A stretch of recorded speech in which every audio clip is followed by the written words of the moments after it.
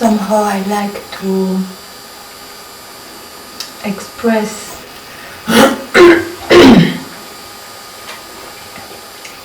why one makes apparently a difference between the moment of satsang and moments which are so-called not in satsang.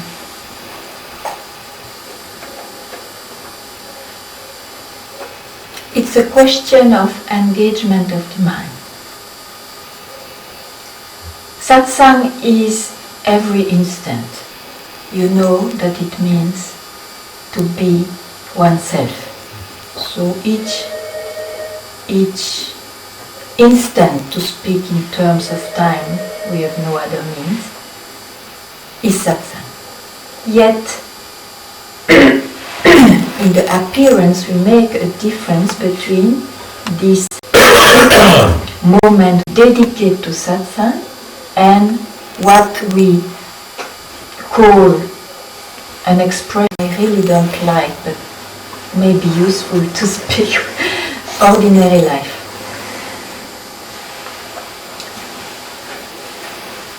In so-called ordinary life, mind responds to circumstances. I speak to the one who realizes himself. Mind responds to circumstances. Mind is just engaged the time needed, demanded by events. So from outside it looks that one just as God a life as any blind man has got. In satsang, the mind is disengaged because we decided to dedicate in a so-called pure moment, and then what comes out, what's expressed, is direct from the self, direct from what is. It's not mindful. So it has nothing to do, I would say, with inspiration.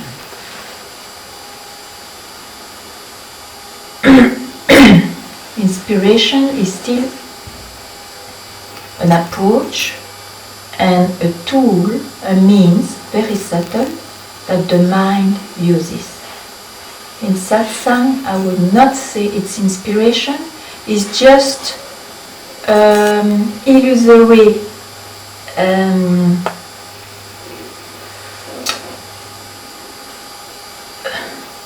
real direct expression of the self. And I say illusory because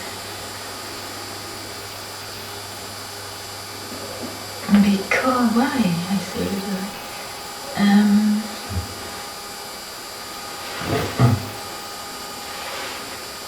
Because it looks the mind is there, since it moves and expresses. Am I clear? Or shall I? I have one question. About this or another question? You said once to me, for inspiration you don't need to use the mind. Yeah, I was half correct.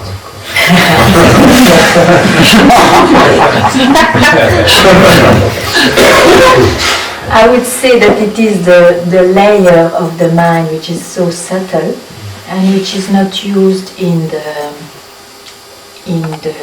life of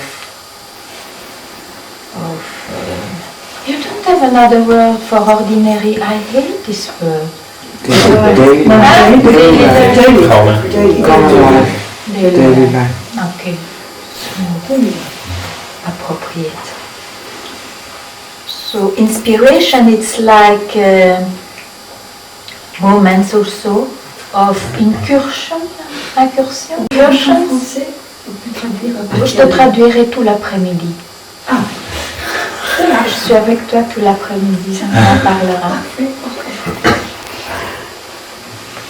There are incursions into another layers of the mind, and sometimes you touch this very subtle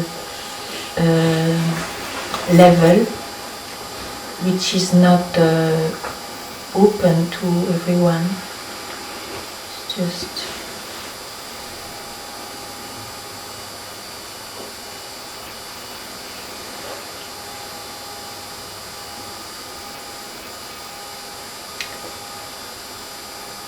this is I said this because it's such a mysterious phenomena to try to describe what's going on, what looks like going on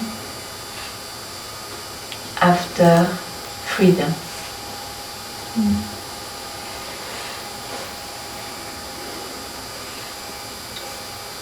So what I can suggest is that from here, you speak always from here, you act from here, and you just lose the habit to speak and act from the place you placed yourself in the past. Just honor to make your realization alive, just honor what you are. Speak from here, act from here, and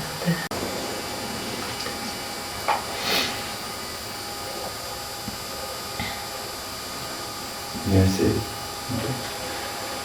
my problem is that my mind is always engaged in my business, Profession. my activities, and it means somehow I should perhaps take time daily to disengage my mind then. Because it can go several weeks at a time where I don't have a half a day off or a day off. understand.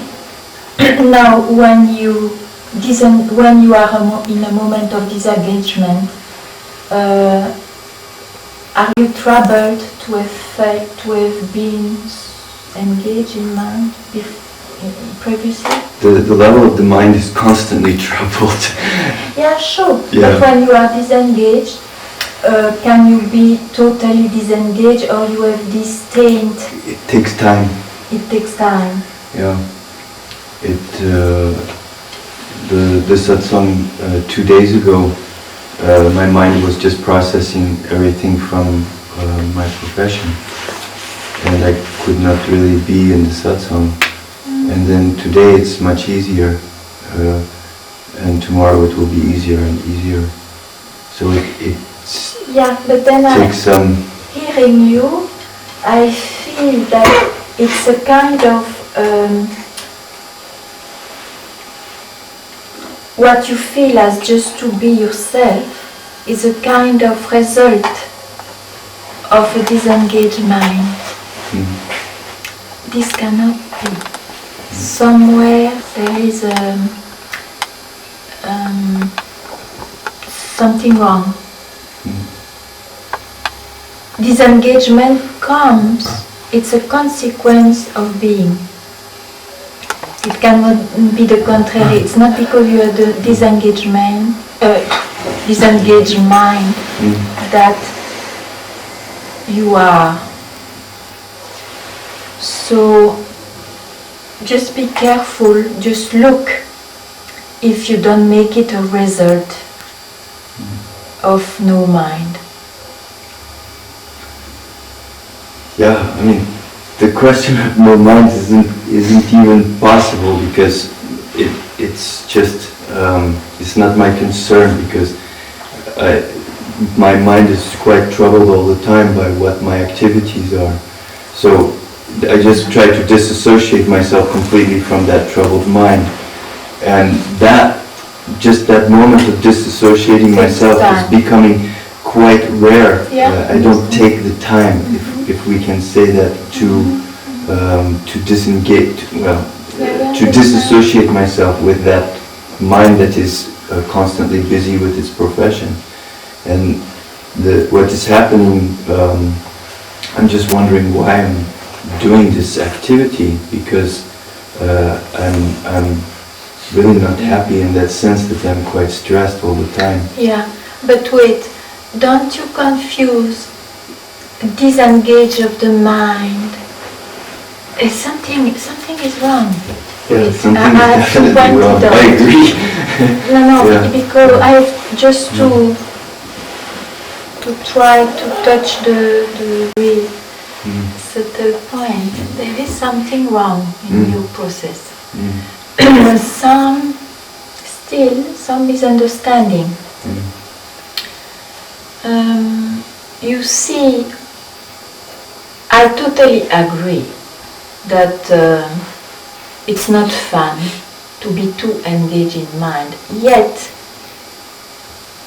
once you rest in yourself, it's just like, let's say, a grey cloud passing by and not a white one.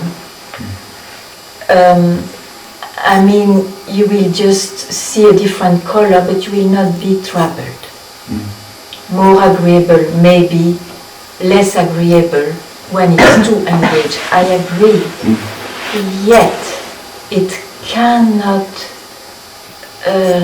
touch who you are.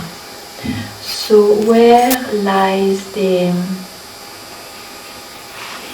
grain of sand? The grain of sand. Where?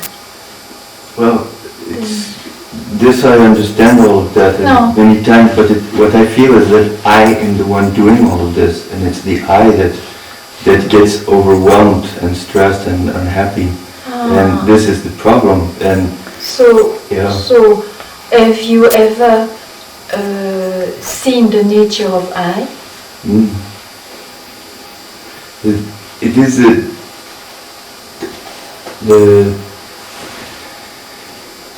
this is what you said this morning, you know, is that the seeming difference between the satsang and then the daily active life is that it can maintain for some time, but my activities are extremely demanding, and after some time passes, 1 month or 2 months or 3 months, then the identification again becomes very strong with I.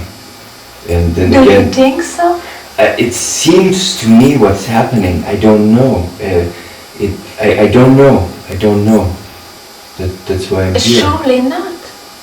I mean, this doubt is troubling. Only the doubt. That, you see, some professions, and yours are included, are very demanding. I will bring the case also of Master Punjaji. When he was a mining engineer, he told how much trouble it was to have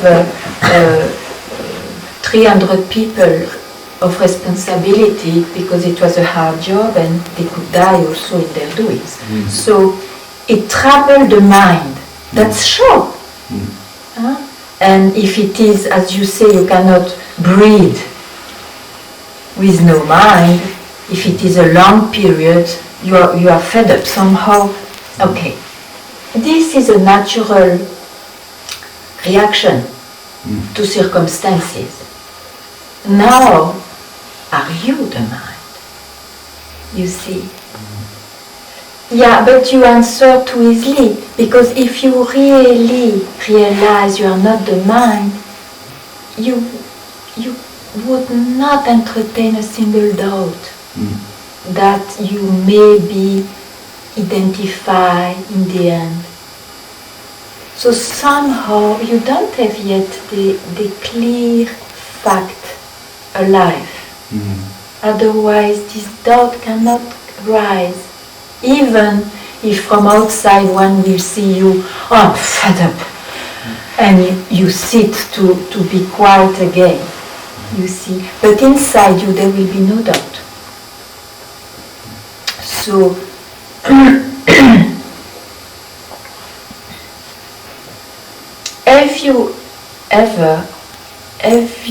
do you entertain the idea that when you are free from identification, you would not have feelings like this or that? No, not really. Not that. No. So tell me, help me.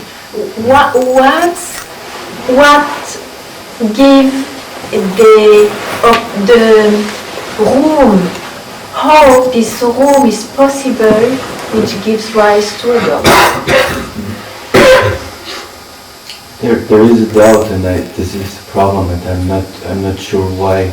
Yeah. Okay, there is a doubt that you may be getting identified again. Yeah, This is the doubt? clearly, yeah. But I'm not sure why. It's not about even the activities, but apparently the activities reinforce this doubt. Apparently. Because you feel not well. For example, you're not at some point you feel fed up. Yeah, there's always too much to do. I'm always behind, so it's. Yeah, but that's about the mind. Okay, Yeah, that's okay. Your profession is like this. Now, why it over troubles? I mean, it troubles. Okay, this is the movement of this creation, of this duality. Why does it take? It overpowers you at some point. Why this room is left for this possibility? How? Good question. Yeah. See, I guess that you have not radically seen how unsubstantial all this is. Yeah. You see, even if you see 99%, that person will trouble you. That person left will trouble you. Is a room for any doubt. So that's why it is said it's radical, you see. You cannot be half free. So here you're fresh, and whenever you feel like, you just investigate. Is there any I at all? When I don't link to any object of the eye. And from here, you act, you work, you speak, you rest.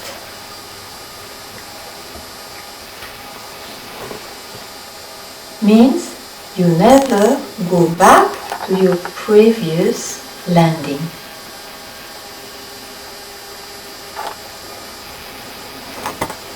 So just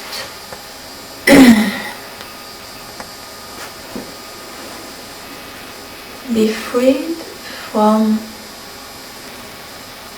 all what you bought now. Just be freed from this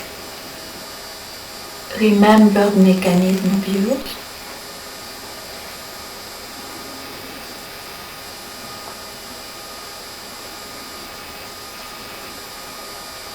And rest in what's obvious.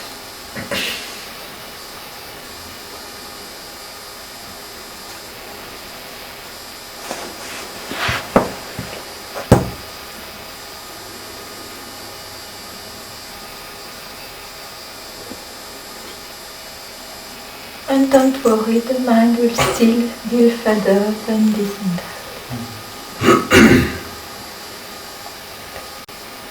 But you are not that.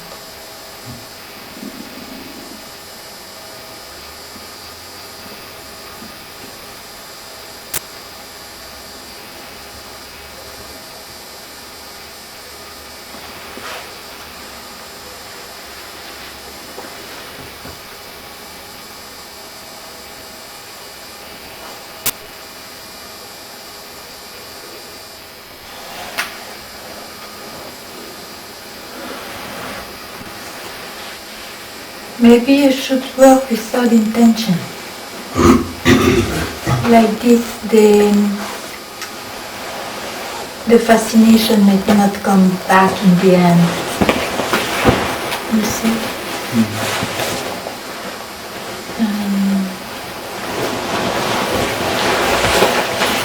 try. I think also I had some idea that not having a busy activities would make a difference.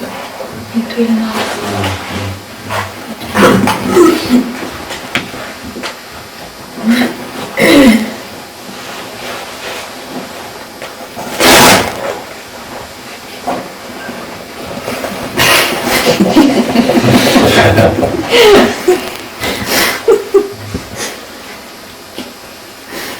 It's okay. C'est good.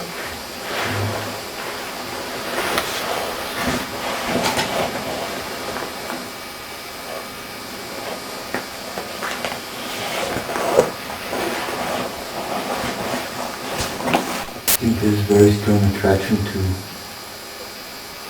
this eye, to want to be immersed in all of its. There's a strong attraction to it, and to get To be immersed in yourself. to the eye, to be immersed in all of the mass of the eye. Yeah.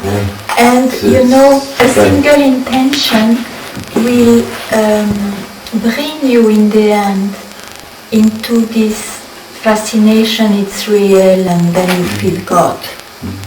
So if you do the same thing, it can be without the landing on the eye, and the same activities are done. Yeah, there are definitely intentions. Probably the only, you see, the single desire, for example, to be recognized or an intention to do good or whatever is enough to make the eye real at long run and then making you lost. So that the can simply be dropped and you will see how the world goes on beautifully.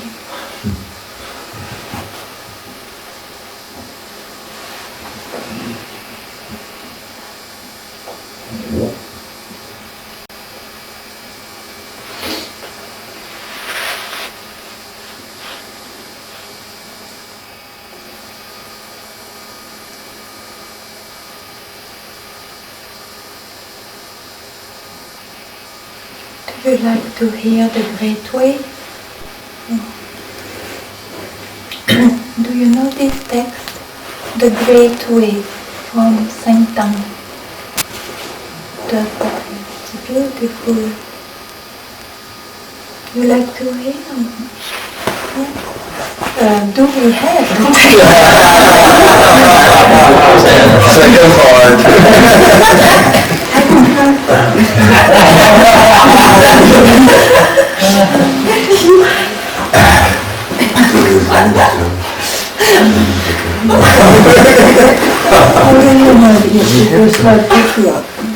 Yeah.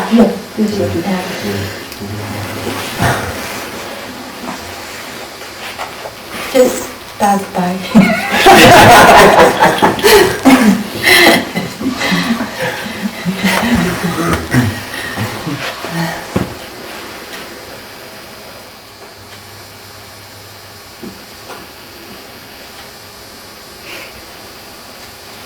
May I continue? Oh. There was this the concept that I had for a number of years about, I think this might be the problem, that actually in the summer of 93, in the summer of 92 actually, I left Lucknow with the idea, the concept that I had to live this in daily life, live this experience.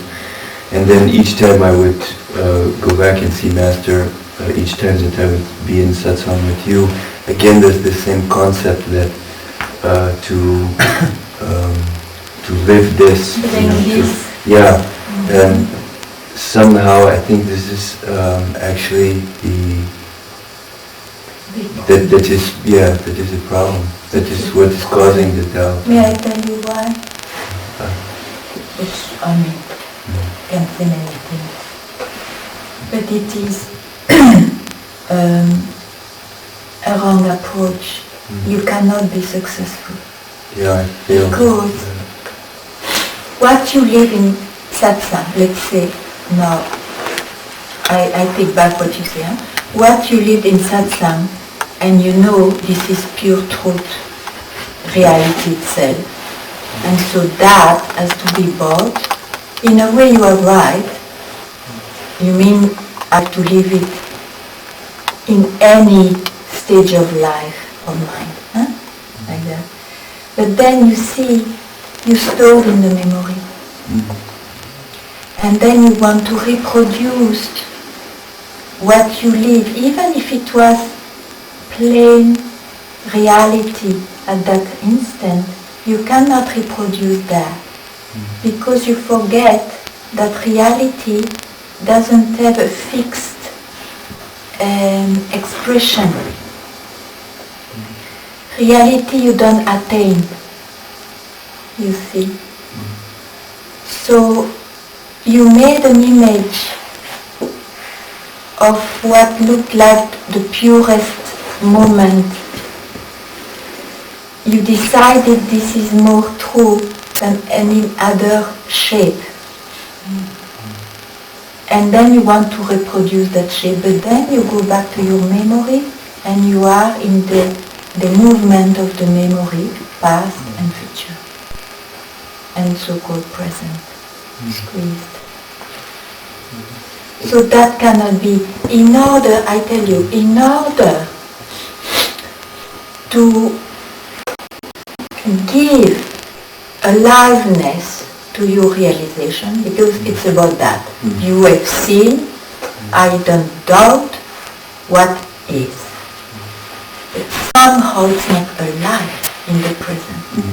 In order to make it alive, don't rely on any experience of yours, included the realization of the self.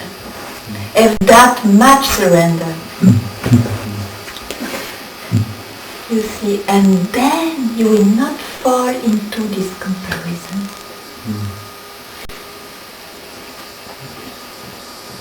Yes. Precision, because I think the precision, to give more precision, somehow I think the picture what I paint is somehow, I'm not sure what, I understand what you say, but it's not exactly it somehow. It's some, I mean, yes it's it, but it's not the trap or the doubt that I've made. Somehow I've made a trap for myself, and that it's somehow the, I don't know exactly what it is, but it's, I want to discover it, and I need your help. It's this, somehow, yes, making an image, but perhaps somehow I've created an image of what the I is and what the I isn't, or something more with this, how can I say it? It's more subtle than the image that I painted, because the idea, I never had the idea that I should live this satsang in the world, because I know that the mind has its function, and it's going to be going through emotions, it's going through all of these movements. But it's somehow, there is what I can say is that there is a strong attraction to the I. There still is this strong attraction to the I, if I'm very honest. Okay. Somehow that is clear, and somehow what I think happens is that this I wants to disengage from the I. Yeah. Okay. Yeah. So this I, this fascination with the I, are you ready to be freed from it or not? Huh? Yes, I'm here. I'm asking for help. I want to be free from that I. You are ready to be freed from this fascination of I. How to make disappear this fascination is just to see by yourself, to realize is there any I at all? Go and see. I cannot do more than that. Yeah. Just go and see. Is there an I, first of all? But do it. You don't do it. Is there an I? To make it more simple, I would say remove, since you are here, remove the engagement of your I and remain as I. Can you do that just now? We remove the engagement. Huh? You are here, no trouble, you have not to think of anything. Just be I. Okay? Do you have this experience? Just to be a naked I? Now I ask you, this naked I is just an illusion in itself, because is there any I at all? Does it exist without its object? Tell me now. But you go, I don't want an intellectual answer.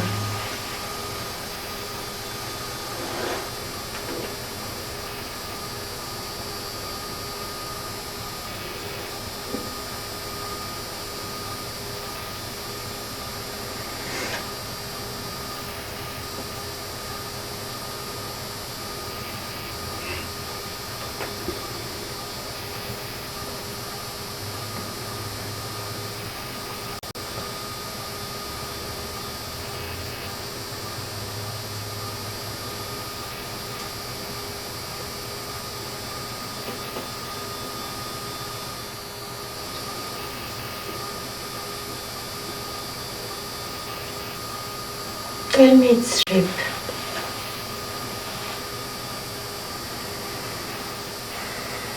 Tell me it's sleep.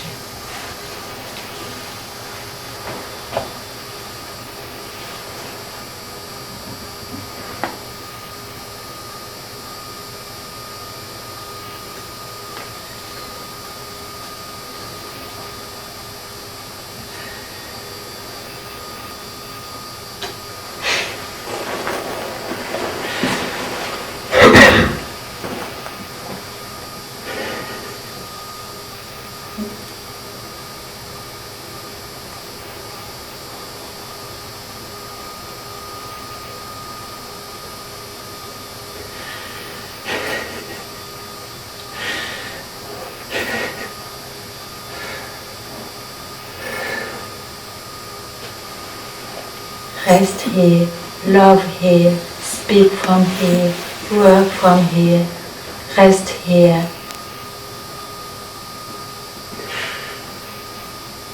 Never go back to bloody I.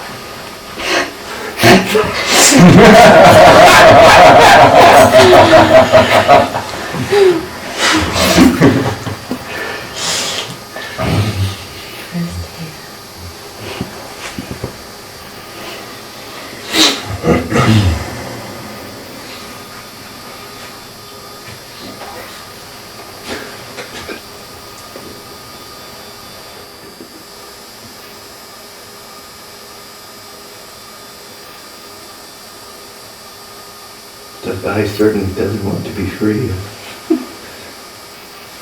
Everything's too easy. Where this I came from?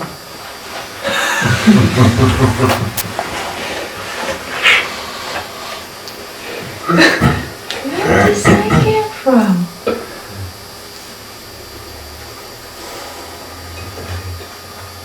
Huh?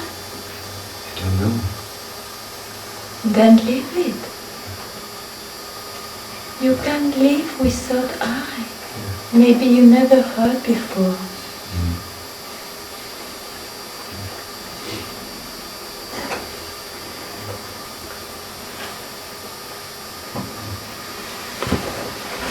Live from here, rest from here, speak from here, work from here, rest here.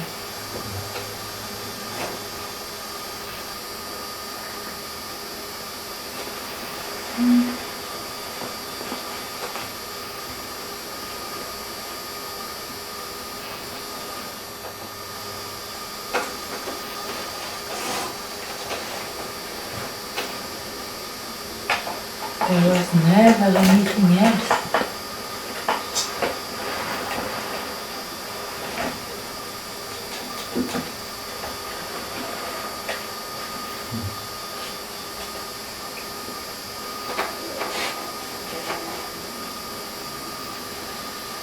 This is called freedom.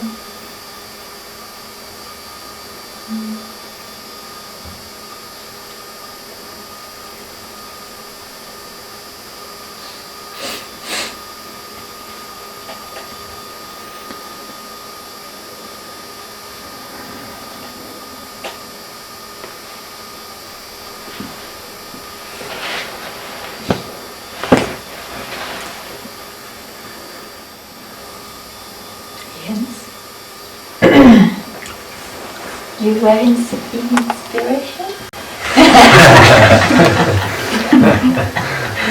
Where? Yeah.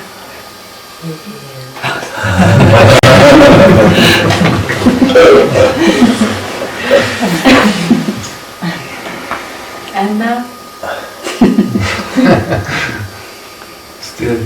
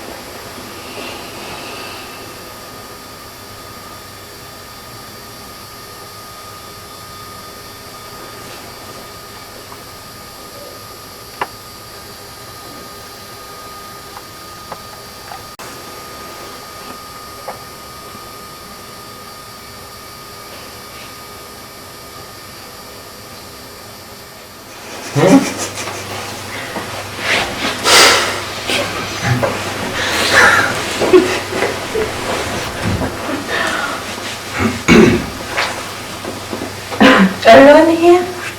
You are alone here? Yeah.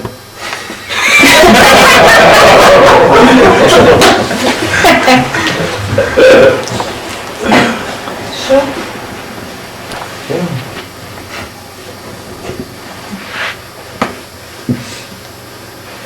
Somehow alone. Somehow? Huh? Why somehow?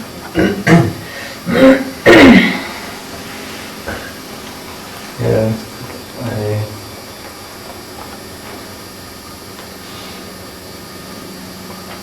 I can see that the movement doesn't belong to me.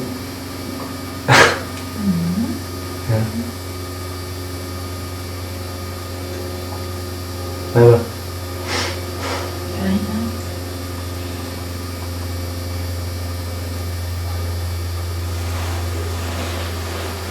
So you are something else in this movement. Yeah. That you are.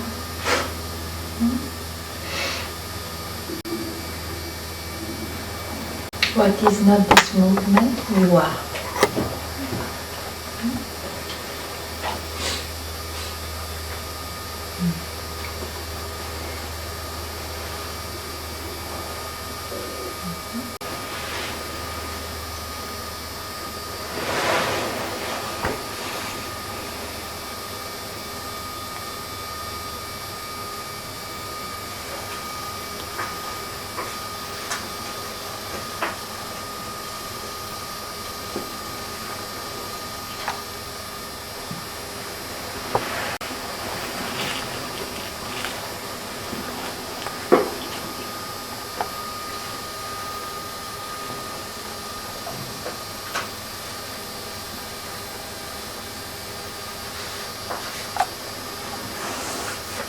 concept.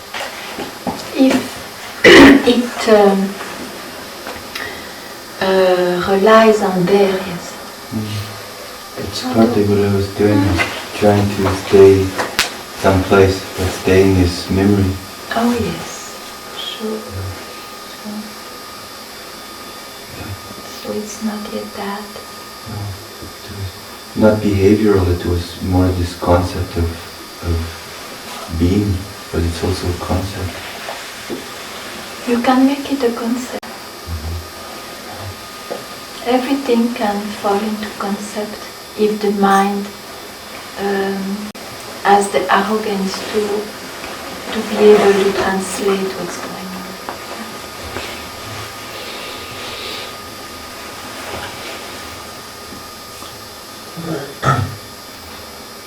You see, it's just to be freed from arrogance, in fact. Otherwise, everything is there. The thing is that we want to be the doer, the one who possesses all this, and including enlightenment. So everything could be there and is there without arrogance, in fact. So let's go back to this primordial fact.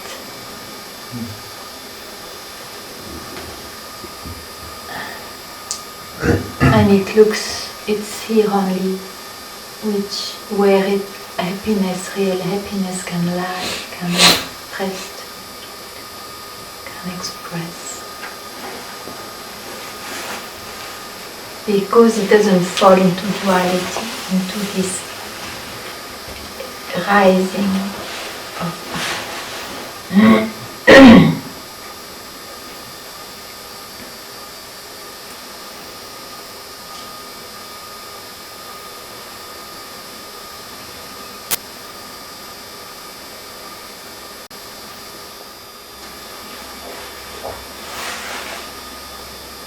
we are used to live second-hand. You see, existence is a second-hand life. And there is an existence apparently going on when the mind is the doer, translates everything and so on. Second-hand. Beingness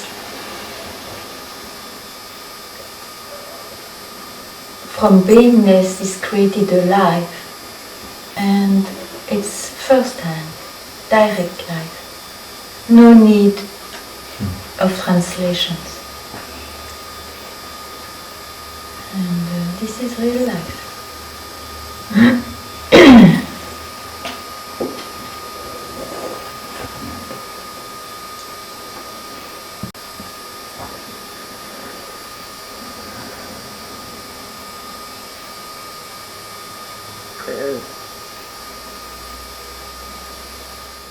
Everything can fall into concept, even enlightenment, imagine.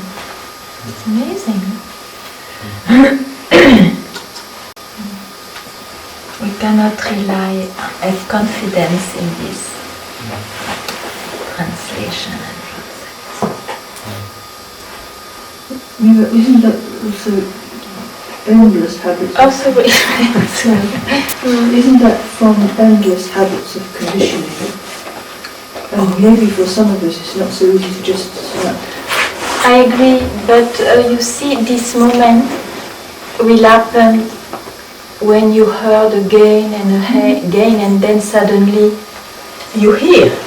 Yeah, sure. No, I'm thinking in the general sense, but we are all conditioned. You know, from not only this life, the but mind is totally conditioned. Mind is conditioned itself. Oh, sure. That's what I cannot insist. I always insist to tell. Once you have this idea of getting freed from these conditions, you have to give full value to this, because it comes. It's amazing how a conditioned mind can even conceive this, you see. This is a total we can say a total blessing without religious color to it, but it's a total blessing. It's just a phenomenon. Mind is conditions itself.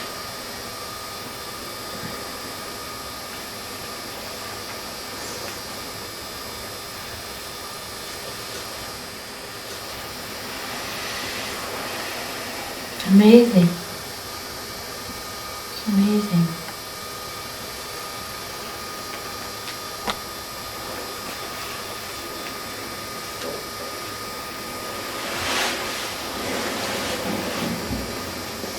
It was just like a dream to think we are conditioned.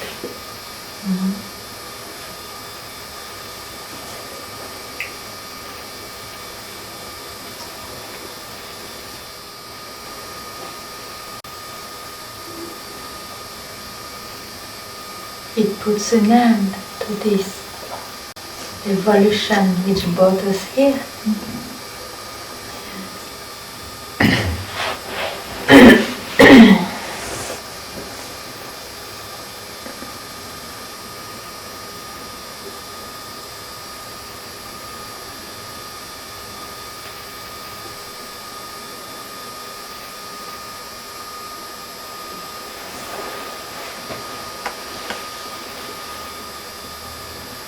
That is the usefulness of satsang, is to hear again and again, doesn't matter how many times, and once it will click really. You are prior to conditions. That's it, that's all. And then,